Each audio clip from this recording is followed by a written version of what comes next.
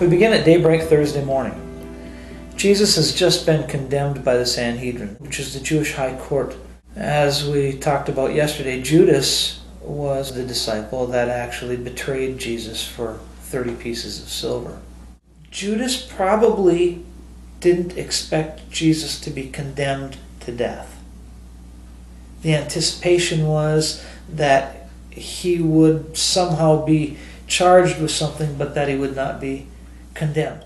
When Judas realized that Jesus was condemned early Thursday morning, he took the 30 pieces of silver and threw them back at the religious leaders and said he wanted nothing to do with it, and he went and committed suicide.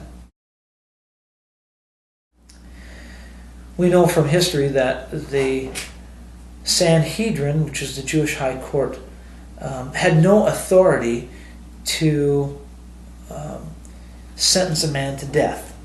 And so they needed to bring him to the Roman authority. The Roman authority in this case was the governor, Pilate. Pilate was known to be a military man. He ruled in that way. He was actually known from some ancient writers, Tacitus, who was an ancient Roman writer, and Josephus. Pilate was known to be rather ruthless, rather cruel. But they bring Jesus before Pilate, and Pilate can find no way to accuse him. There's nothing to hold him accountable. Nothing, certainly nothing to condemn him to death.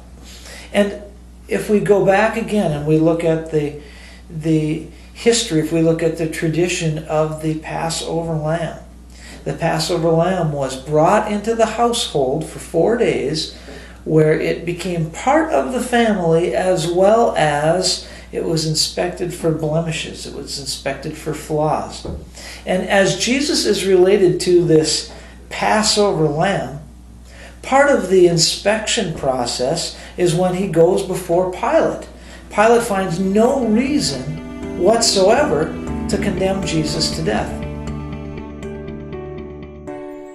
When we talked the other day, we talked about the triumphal entry. We talked about Jesus riding in, as Scripture said that he would, on the colt of a donkey. He rode into town. And then we said then that there was most likely another triumphal entry on the other side of the city. The other triumphal entry was Pilate coming into town, because Pilate generally didn't stick around Jerusalem. He came when there was large festivals. But at the same time, Herod Antipas was coming into town. Now, Herod Antipas was a tetrarch. That meant that Herod ruled 1/4 of the Roman nation, of the Roman Empire.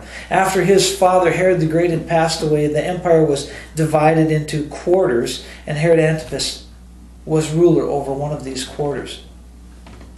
Pilate was actually under Herod Antipas. So, Jesus is brought before Pilate. Pilate said, I can find no reason to put him to death. And so in order to try and get rid of the problem, he found out that Jesus was from Galilee. And Galilee was one of the regions that Herod Antipas was also a ruler over. And since he was in town, Pilate thought, this is a good way to get rid of the problem. And so he would send Jesus over to Herod Antipas. Herod Antipas had been kind of anticipating seeing Jesus. He was kind of looking forward to seeing Jesus because he was looking forward to see some of the miracles. Perhaps he could do some great sign or some great miracle. Well, when Jesus was before Herod Antipas, he not only wouldn't do a great miracle, but he also didn't speak. He didn't defend himself. He was being accused again by the religious rulers. He was being accused by the scribes and by the Pharisees. He was being accused of doing all of these atrocious things. And Herod gets to the point where he really doesn't want a whole lot to do with him, so he has his guards beat him up. They roughed him up. They actually beat him up again. And then Herod, because the accusation was that Jesus was the king of the Jews, Herod actually had him dressed in a robe that was made for royalty, a robe that was actually woven together without any seams. It was actually a very expensive garment. Herod had him dressed in this robe, and then in order to get rid of the problem, he decided to send him back to Pilate. Now, if we begin to look at this, we see that Jesus was brought to trial first with the Sanhedrin, then he was tried again by Pilate, he was tried again by Herod, And now he's going back to Pilate for his fourth trial. Pilate, again, interviews Jesus, interrogates Jesus, talks to Jesus. And he can find no reason to condemn Jesus. And so, in order to get these religious zealots, if you will, the rulers of the Jewish religious system off his back, he decides he's finally got a plan. He decides that he's going to have Jesus beaten. He's going to have him beaten within an inch of his life, and then he's going to release him. While Pilate is sitting as judge over Jesus this last time, he receives word from his wife. His wife has had a very disturbing dream. You have to understand that Jesus went before Pilate early in the morning, then he went over to Herod, and then he came back, and somewhere in that time period, Pilate's wife had a very disturbing dream that Scripture said had been troubling her all day. And so she sent word to Pilate, and she said, don't have anything to do with this man. He's an innocent man. Don't have anything to do with him. And yet, here was Jesus. This case was before him, and he had to do something, so he decided to have Jesus beaten. And then he was going to release him. Well, that just simply did not fly with the religious authorities, with the religious rulers. They did not want Jesus to be released. They wanted Jesus crucified.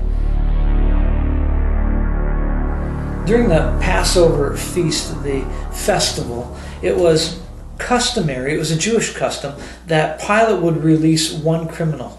Now, Pilate really saw this as his way out. This was a way for him to be able to get rid of Jesus and be able to release a prisoner. Pilate was hoping that it would be Jesus, and therefore he chose one of the worst of the worst. He chose Barabbas, and he gave the people the opportunity. Do you want Jesus, who I can find who's done nothing, or do you want Barabbas, who's a convicted murderer?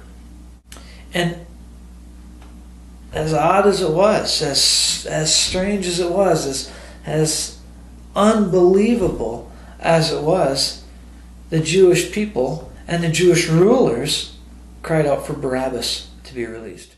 And Pilate can find no reason for this. This man is innocent. And yet, in order to meet the will of the people, he finally ordered Jesus to be crucified. But what Pilate did for himself was he washed his hands. He said, I don't want anything to do with this.